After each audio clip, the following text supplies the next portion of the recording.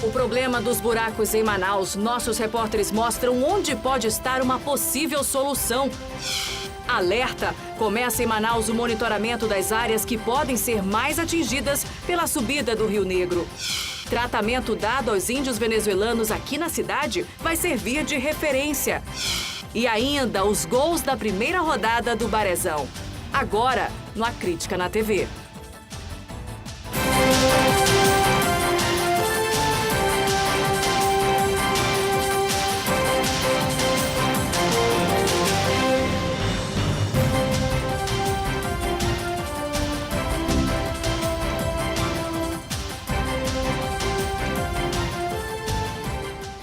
Olá, boa noite para você.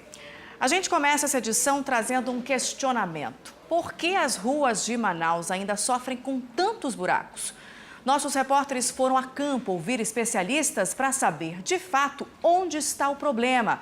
Até porque, com as ruas em péssimo estado, a população pede por recapeamento.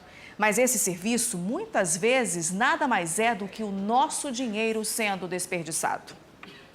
A reportagem é de José Augusto Souza, Rui Silva e Alex Gomes. Eles são marca registrada de Manaus. Nem de longe são belos como o teatro ou grandiosos como a ponte sobre o Rio Negro, mas estão por toda parte.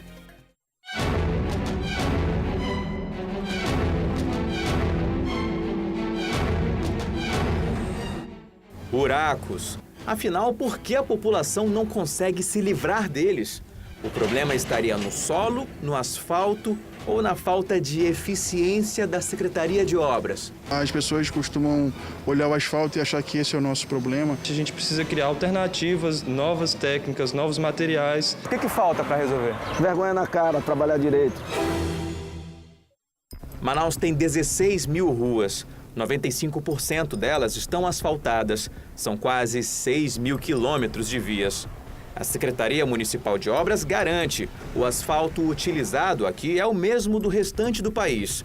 O problema literalmente fica mais embaixo, nas camadas subterrâneas. O problema não é de cima para baixo, é sim de baixo para cima, que são as camadas do pavimento, como base, subbase, o reforço do subleite chegando até no subleite. Vamos pegar o exemplo de um bolo. A massa seria o solo.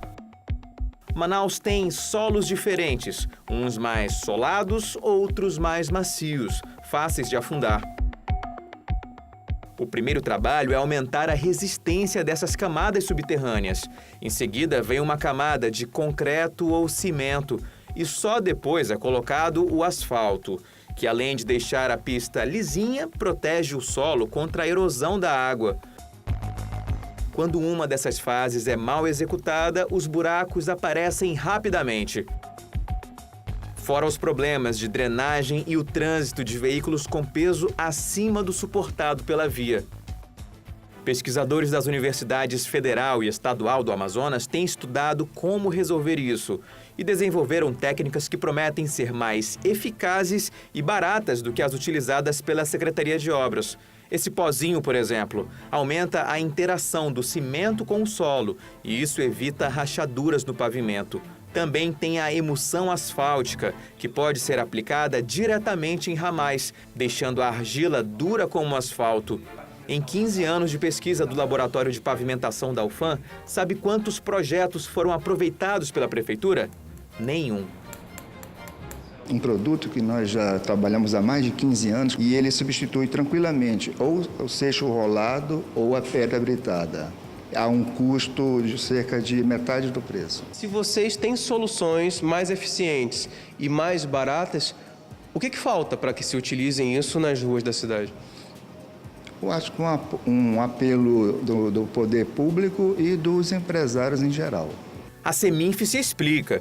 Diz que toda a técnica precisa primeiro ser regulamentada pelo DENIT, o Departamento Nacional de Infraestrutura de Transportes. E também é preciso ter segurança de que os materiais novos serão abundantes o suficiente para abastecer a cidade por décadas. A Secretaria cita ainda um passivo histórico de ruas mal pavimentadas e que é financeiramente impossível fazer o serviço completo de base e subbase em todas as 16 mil vias da capital.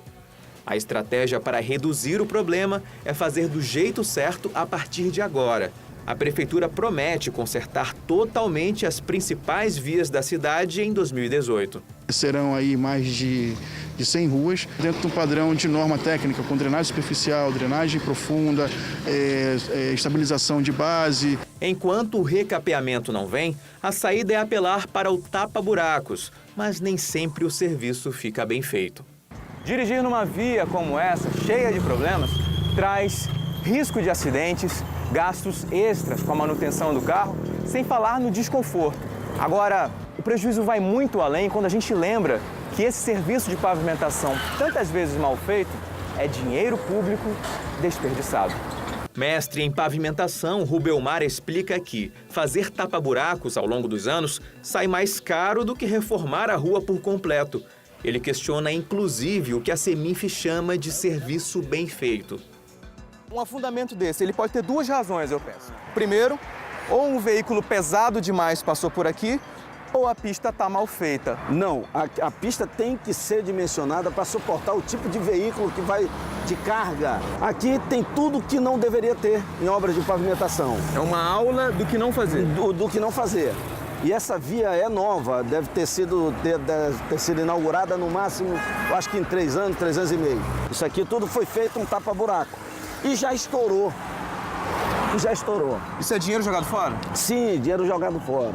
Ano que vem, a Seminf promete inaugurar um laboratório de pavimentação, onde especialistas de uma universidade vão medir a qualidade do serviço realizado nas ruas. Mas para quem mora aqui, a resposta é clara: precisa melhorar e muito. A boa notícia é que tem solução. Os amazonenses podem continuar sonhando ou está distante? É possível desde que o poder público queira fazer um serviço adequado. Nós temos pesquisa para ajudar, e isso são universidades públicas, elas têm a obrigação de fazer isso.